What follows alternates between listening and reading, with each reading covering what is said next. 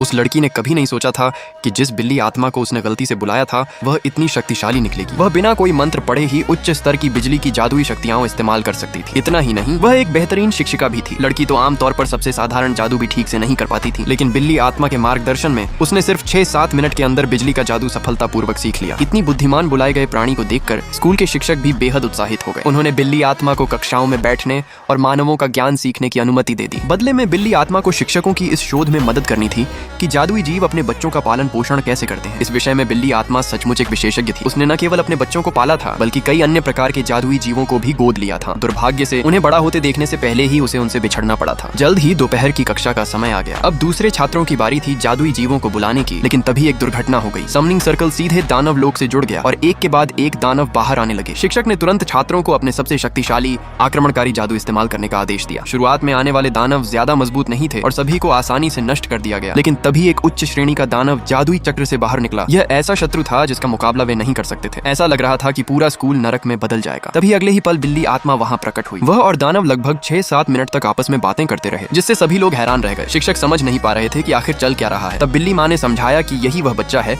जिसका उसने पहले जिक्र किया था, उसका गोद लिया हुआ जादुई जीव। अपनी माँ के सामने आते ही भयानक दिखने वाला दानव तुरंत शांत और आज्ञाकारी हो गया। फिर बिल्ली माँ के मन में एक विचार आया। उसने कहा, जब यहाँ का द्वार सीधे दानव लोक से जुड़ा हुआ है, तो क्यों ना इस प्रशिक्षण क्षेत्र को एक भूल भुलैया में बदल दिया जाए। इससे छात्रों को और बेहतर प्रशिक्षण मिलेगा। दानव यह सुनकर मना करना चाहता था। उसका असली उद्देश्य तो इस द्वार को बंद करना था और छात्रों को दानव लोक में जाने देना बहुत खतरनाक था। लेकिन बिल्ली माँ ने कहा, बस अपने अधीनस्थों को नियंत्रण में रखना, बाकी सब ठीक रहेगा। आखिरकार दानव अनिच्छा से मान गया, हालांकि वह यह जानने के लिए उत्सुक था कि उसकी माँ इतनी मेहनत क्यों कर रही है। बिल्ली माँ ने बताया कि वह गलती से इस दुनिया में बुला ली गई थी, इसलिए उसने फैसला किया कि वह लीसा को तब तक संभालेगी जब तक वह पूरी तरह बड़ी नहीं हो जाती। तभी दानव को कुछ अजीब दिखाई दिया। उसकी माँ की पूंछ एक से बढ़कर 2 हो चुकी थी। बिल्ली माँ ने थोड़ी देर सोचा और बताया कि यहाँ सामान्य चूहे बहुत कम थे, इसलिए उसे जादुई रत्न चूहों का शिकार करना पड़ा। उन्हें खाने से उसकी जादुई शक्ति बढ़ गई और वह विकसित हो गई। अब उसकी आयु इतनी लंबी हो चुकी थी कि वह लीसा के बड़े होने तक उसके साथ रह सकती थी। इसके बाद दानव ने स्कूल के साथ एक समझौता कर लिया। भूल भुलैया की मदद से इस जादुई विद्यालय ने अनेक प्रतिभाशाली जादूगर तैयार किए। देखते ही देखते 6-7 वर्ष बीत गए।